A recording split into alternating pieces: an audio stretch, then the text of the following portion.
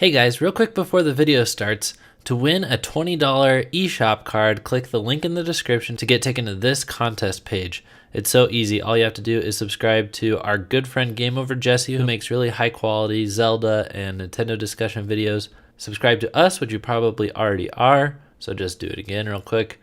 And then on Twitter, you can follow both of us and tweet about the contest for 5 possible chances to win this $20 eShop card.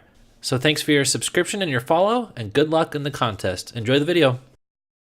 When you didn't pay attention in grade school, or high school, or college. Let's go!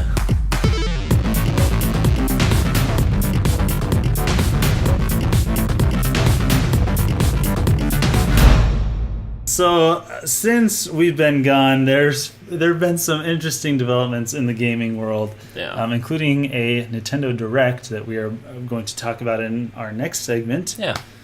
But the big news story was not the Nintendo Direct. It was a man who did some things, and yeah. So we're going to talk about that. Scott, who are we going to be talking about?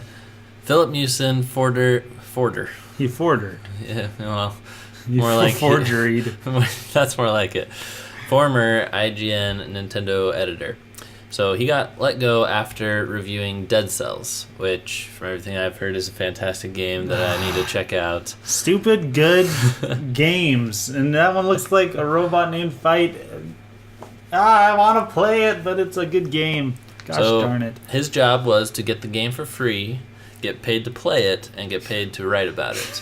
And he chose instead to steal... Do none of those things.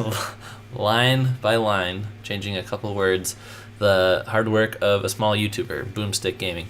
Boomstick Gaming has since grown because this controversy has gotten him a lot of attention.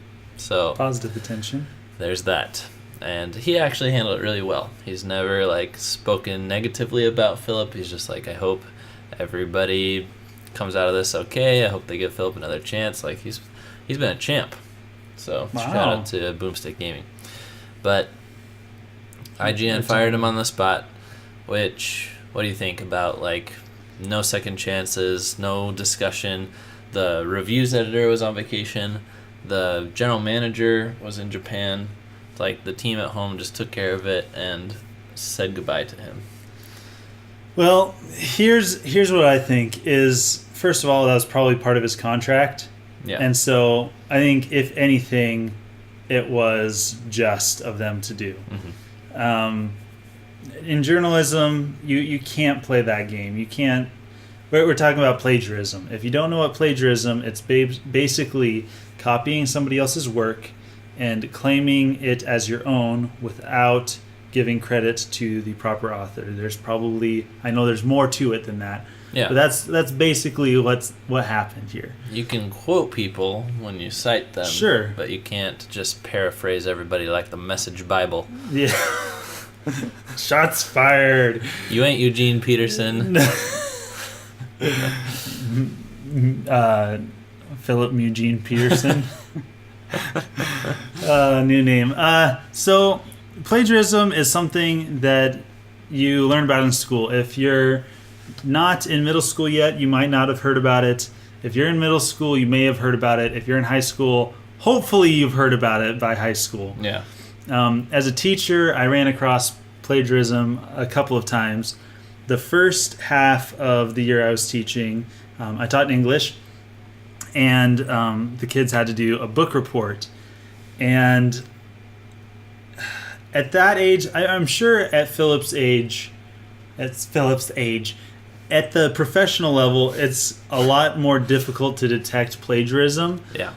But at middle school level, you can definitely tell when a kid hasn't written something, especially if you know the kid. You're like, this doesn't look like so-and-so's work. I know. So you ask them one follow-up question, they're like, ooh. Basically, what I did is I showed it to the principal, and they're 5th and 6th graders.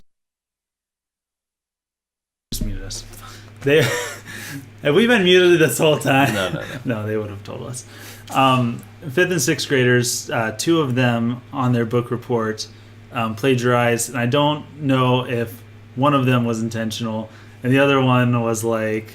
So I didn't directly confront them, but I let the principal handle it because I had told them about it, and they're all like, "Oh, okay," And at that age, it's not that big of a deal. It's something that you can fix. Yeah, it's a teachable moment, but it's serious when it's not at the middle school level and it gets to high school, it gets to college, it gets to the professional level. That's when it's really serious and really important that first of all you cite your sources and don't take credit. And I mean, you got to go out of your way to plagiarize as an IGN employee because they get games early with embargo dates.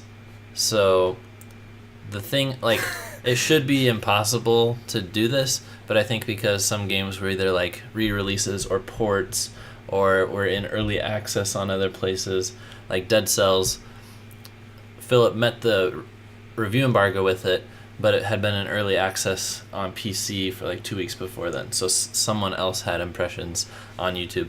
And a lot of gaming industry is just like being very outspoken about this and saying plagiarism is not an accident, it's a choice.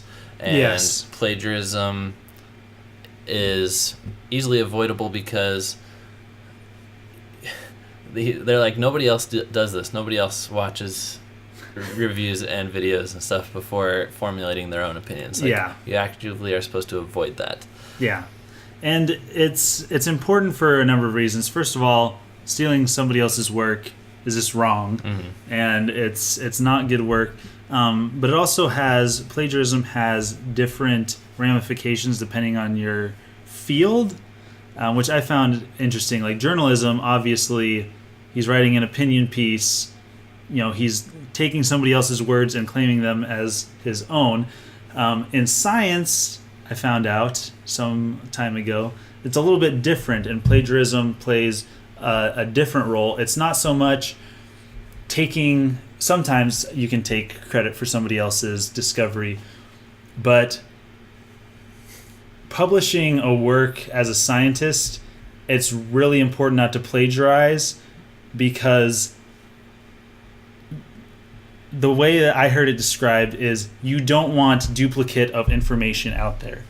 Like they're trying to keep it, this is, the work on this. Yep, you just say it once, and then everybody points back to it. Exactly, unless that's proven wrong, and then you write, an article on top of that. Yeah. But you don't, if you publish again, then it's just like, well, now you just muddied up the waters, and we don't know, we don't need that extra information. So it's a little bit different depending on the field, but it's in pretty much just about any field. It's stealing. It's just stealing. So here's some of the reasons why you might fire someone on the spot if they're caught doing this in the video game industry. One is it's near impossible to track. Think about all the different YouTube channels that Philip used over the years, because it turns out the investigation just showed that pretty much everything he's ever done has been copied. It looked like 1 at the beginning, then it looked like 3, and then it looked like, just about everything. And now that people know what to look for, they can find it. And now that other reviewers are checking their pieces against his, they're finding it. But as a company, you can't really search this.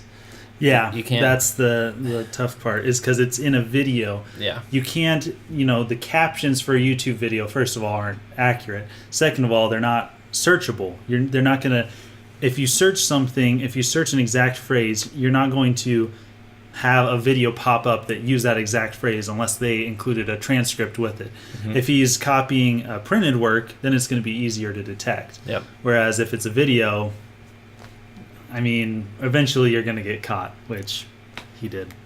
It reflects poorly on the company that he's representing and can also lead to lawsuits as well. If people wanted to sue the IGN entity for running content that was taken from them, they could do that. Fortunately, it looks like Boomstick Gaming doesn't want to pursue that, but I don't know about all the other people. Yeah.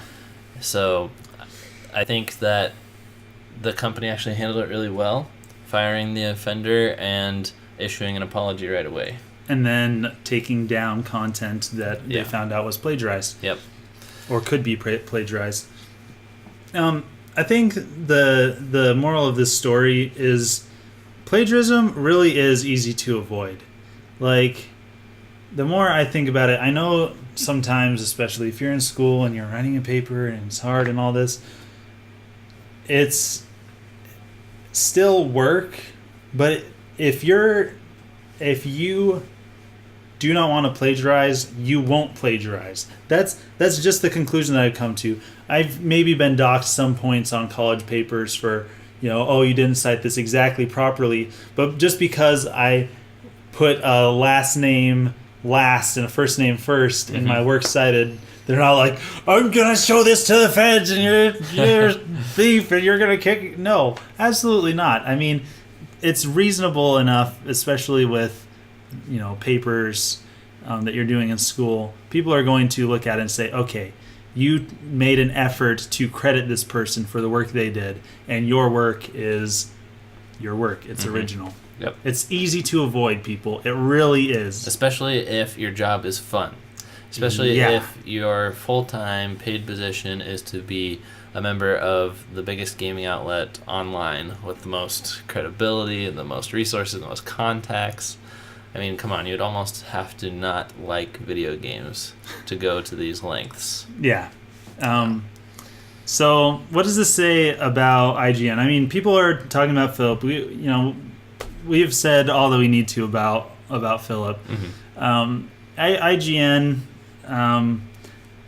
they didn't hire the right person. Obviously, they should have hired Scott. Scott applied for the position. He got recommendations for it, and I mean, right away you can look at the difference between Scott's work that was already out and Philip's work that was already out, and he was a new YouTuber who had no proof, no backing up. In fact, he plagiarized his resume. Is that true? Yeah. Like, okay, right from the get-go, you can tell that this is a bad decision. So IGN, I mean, come on. I think they're going to be a lot more careful, and I think in the hiring process, they're going to spend a lot more time just talking about video games and not letting red flags slide. Yeah. Like, wait a second, which games did you say you grew up on? And, like, what do you know about your favorite company or developer and Seriously. stuff like that? Like, I think it's going to be more intensive just than can you deliver on camera comfortably. Right. And it's not like Scott and Philip were the only people going for this job. No. There were other people, too. There's a lot of upset candidates who... And even some of them were stolen from, so I...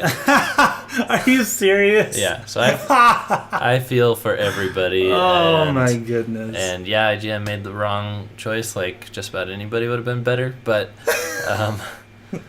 I know that they'll do better the next time. Hopefully. I mean, they'd have to. So it's hard to do worse than this. I'm trying not to just throw out an insult every sentence, but what I'm trying to say is I feel bad for everybody. And I'm looking forward to brighter days ahead in IGN, in Nintendo Voice Chat, and the industry as a whole.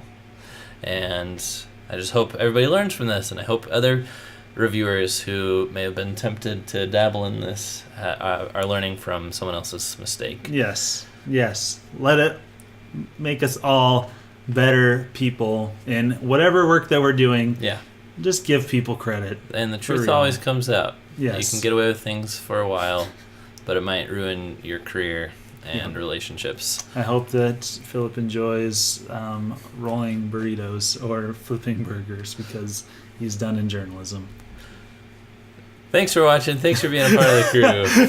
On that happy note, don't forget to leave your comments. You guys are great in the chat. You guys are talking back and forth and talking to us. We love that.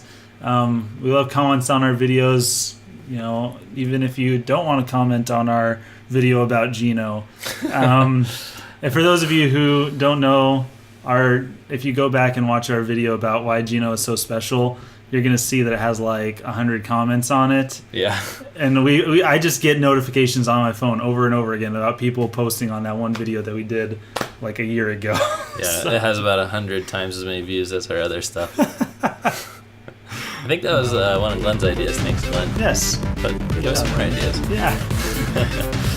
See you guys next video. Signing out.